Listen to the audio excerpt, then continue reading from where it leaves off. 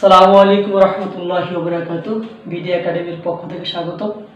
সুপ্রিয় শিক্ষার্থীবৃন্দু, আমরা আজকে 2022 সালের প্রথম সপ্তাহ অষ্টম শ্রেণীর অ্যাসাইনমেন্টের সমাধান করব।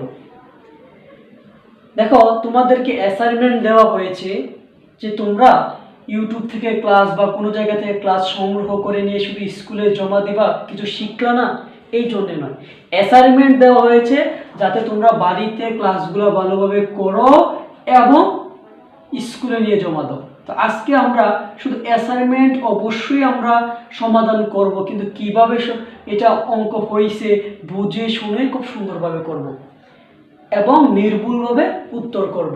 তোমরা যাতে শিখতে পারো এবং স্কুলে জমা দিতে পারো এবং যাতে সর্বোচ্চ মার্ক পাও, এইভাবে আমরা করব। তাহলে দেখো, তোমাদের প্রশ্নের মধ্যে বলছি, ফাবিহা স্কুল থেকে উপবৃত্তি বাবদ 3000 টাকা।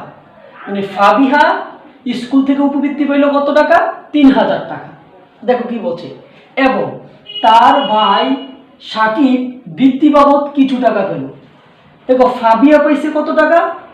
3200 টাকা। তার ভাই পেল কিছু টাকা।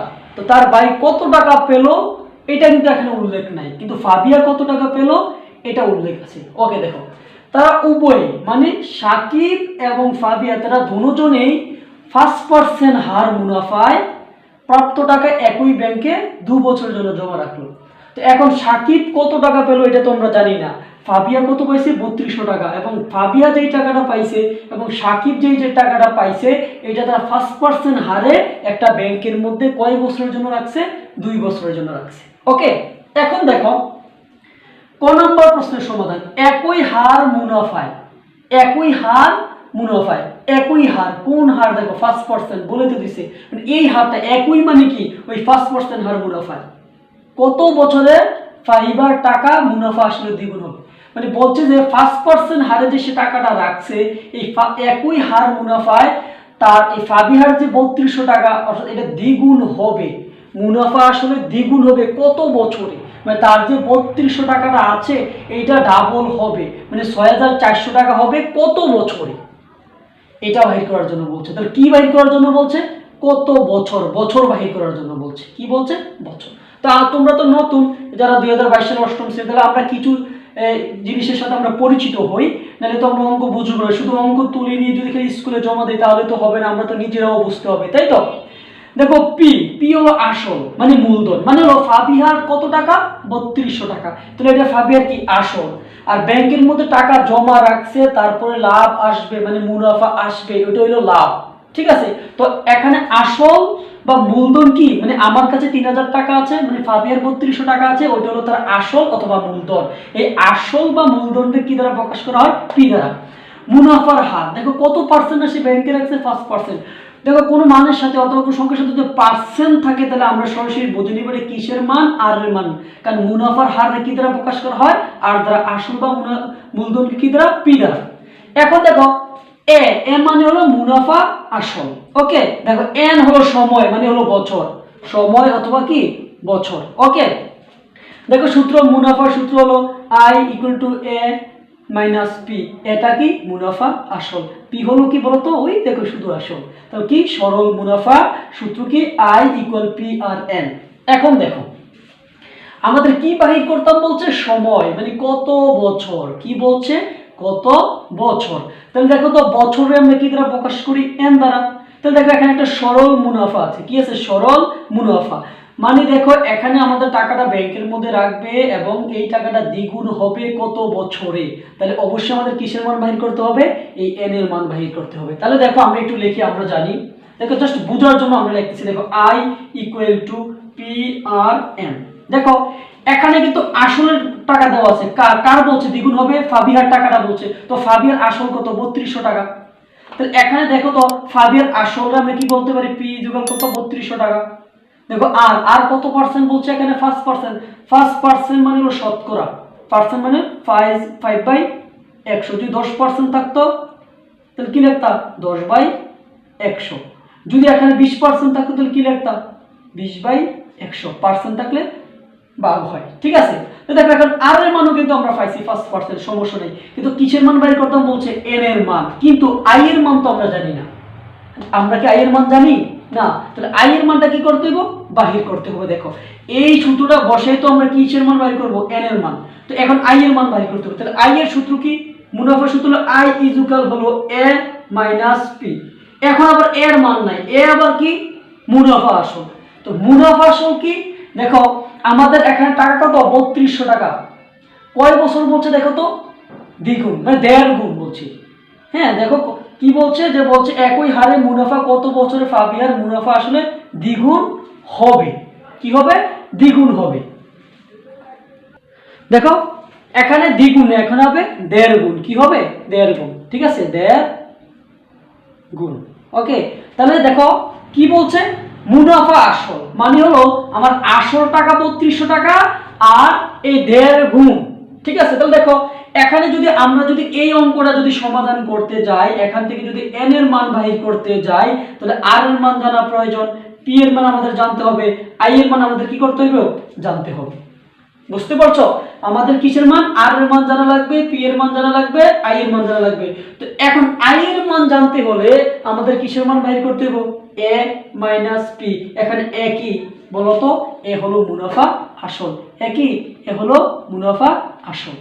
ঠিক আছে, তাহলে দেখো এই এর মান যদি আমরা জানি, তাহলে দেখো পি এর মান কিন্তু আমাদের এখানে আছে, তাহলে কিন্তু আমরা বাহির করতে পারি। দেখো আমরা তাহলে কি করি, লক্ষ্য করে একটু আমরা সমাধান করতেছি। এখানে দেখো কোন নম্বর প্রশ্নের সমাধান,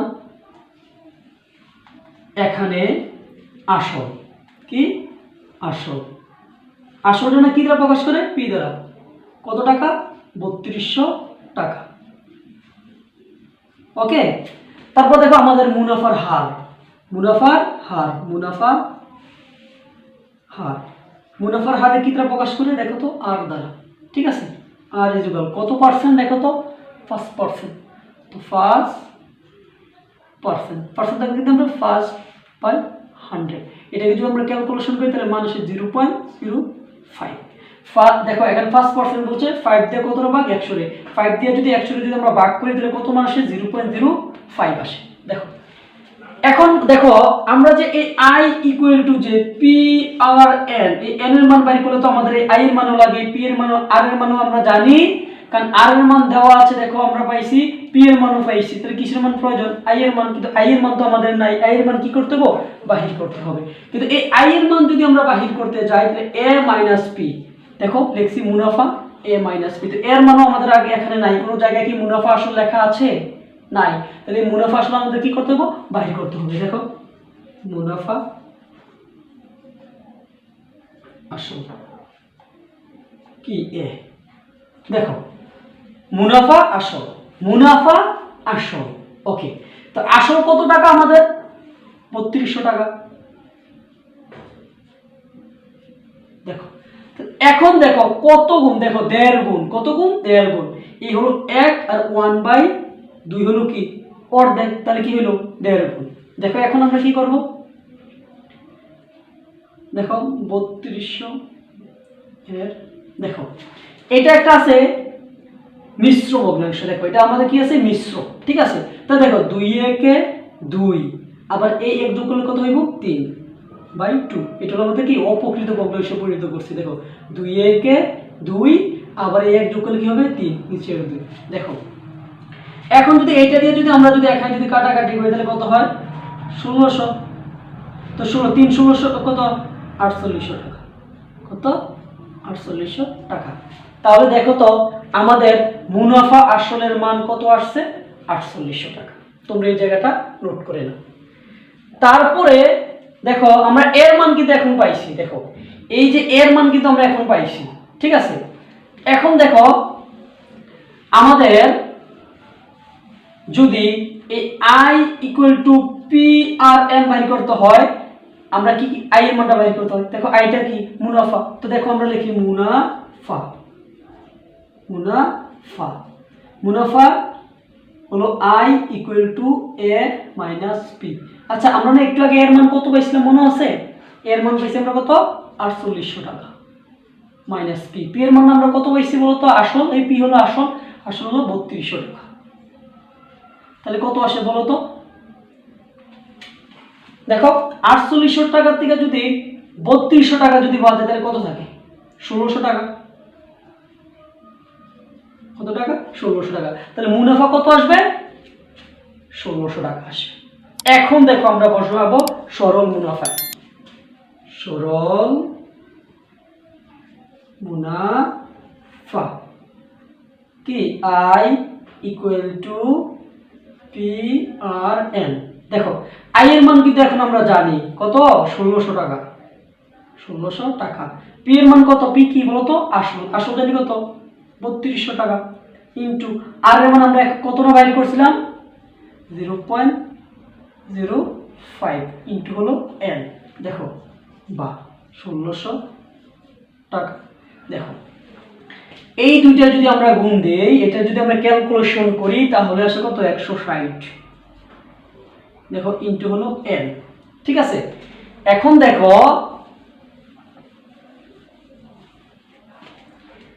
এখন আমরা এই সাইডটার এদিকে নিয়ে আসবো, এই সাইডটা আমরা এদিকে নিয়ে আসবো। ঠিক আছে, দেখো কত? 160 ইন্টু এন ইকুয়াল কত? এই যে দেখো 1600।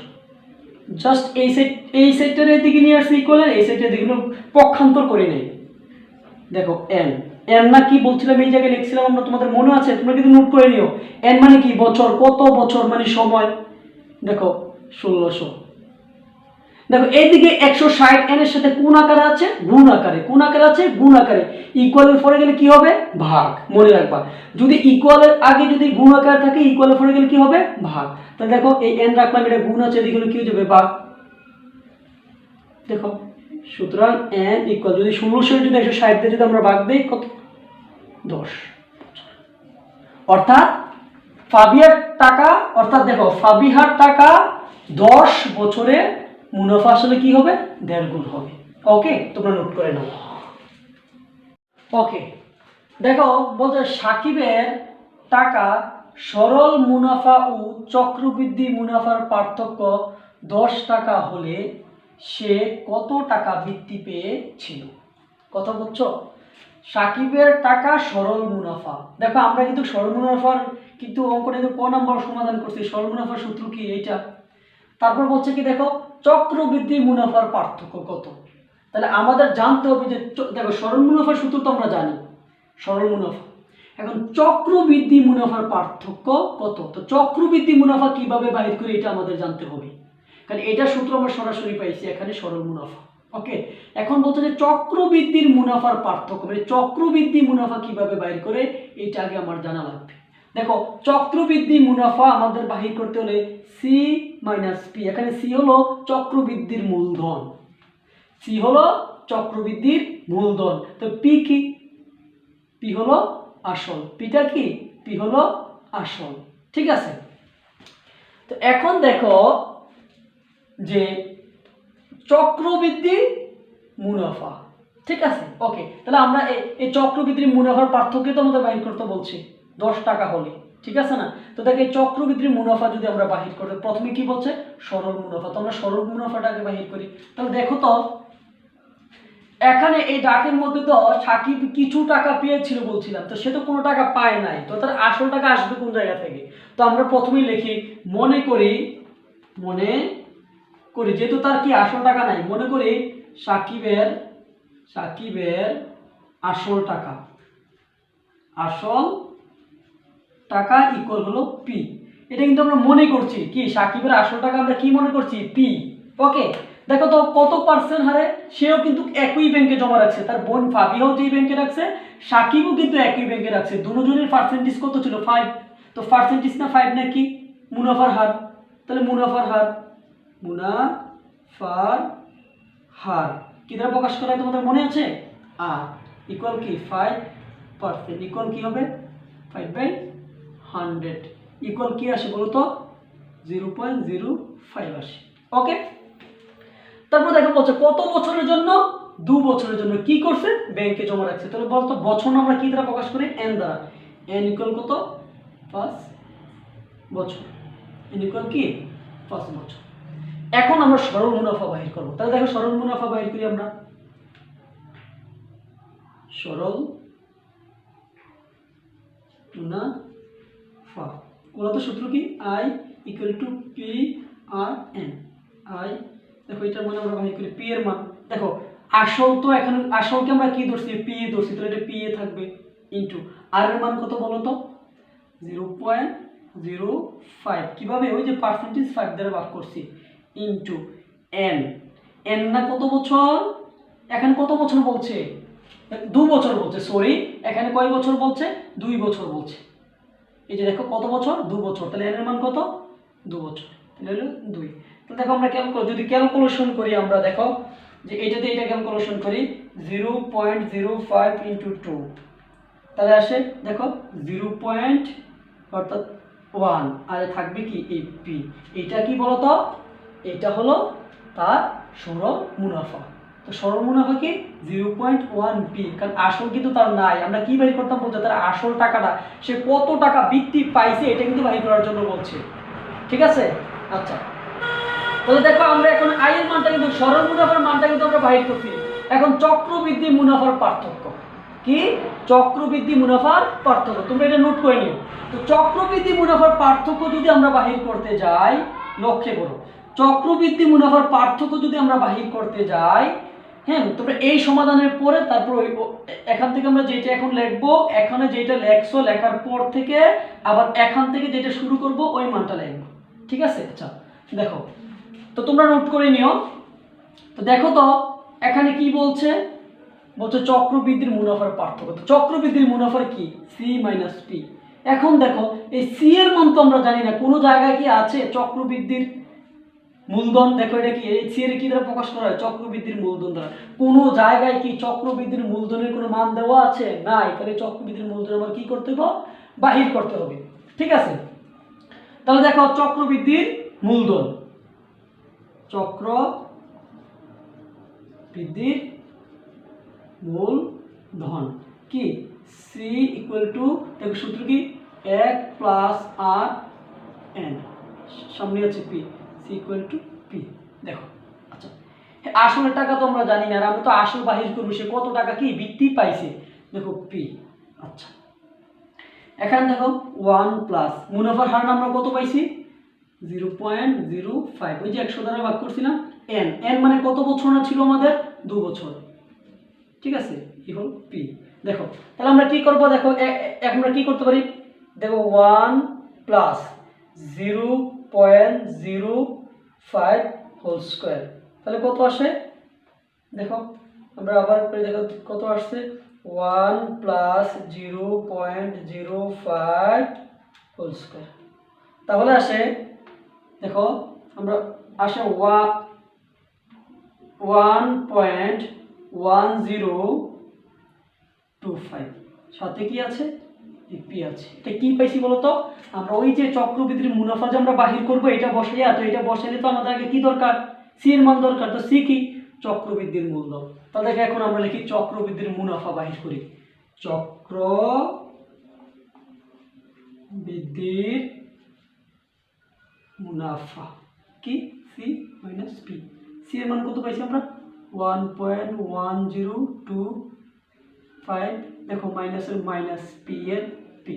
দেখো 1.1025 সাথে কি আছে বলো তো, এই যে পিটা আছে, ঠিক আছে, এই পি মাইনাসের মাইনাস। এতটা পি থেকে এতটা পি বাদ দিলে কত থাকে, কথা বলছো নি, 1.1025 পি থেকে একটা পি বাদ দিলে কত থাকে, তাহলে এখানে কিন্তু 1 পি মানে হলো তার সামনে কি আছে 1 আছে, মানে একটা পি, মানে আমরা 1 বি করলেই হয়।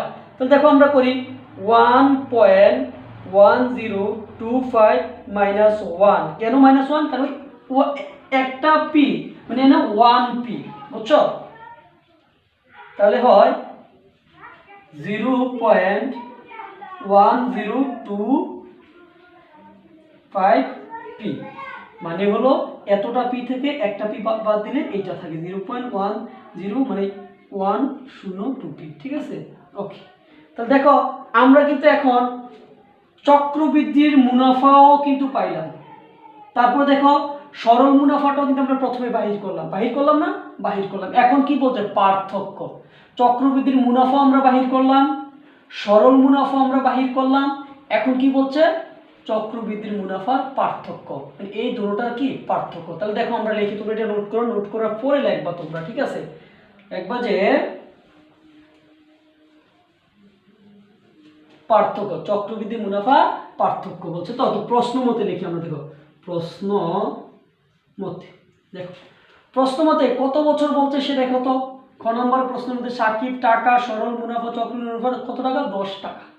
ঠিক আছে, তো প্রশ্ন মতে দেখো আমরা একটা মান পাইছি, কি পাইছি, চক্রবৃদ্ধি মুনাফার মানটা কি পাইছিলাম মনে আছে, 0.1025 পি মাইনাস সরল মুনাফা কি পেয়েছিলাম 0.1 ইকুয়াল বলতো কত টাকা, 10 টাকা।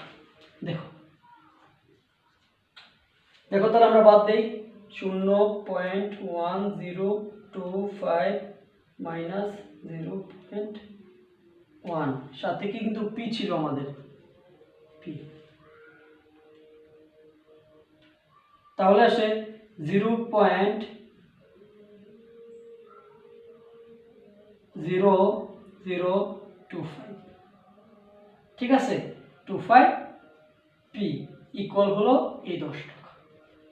ঠিক আছে, দেখো এখন আমরা তো আসলের টাকা নির্ণয় করবো, তাই তো, বা এই পি, দেখো এটা উপরে থাকবে 10, এটা কি এই পিটা এটার সাথে গুণাকারে, তাহলে কি হবে 0.0025।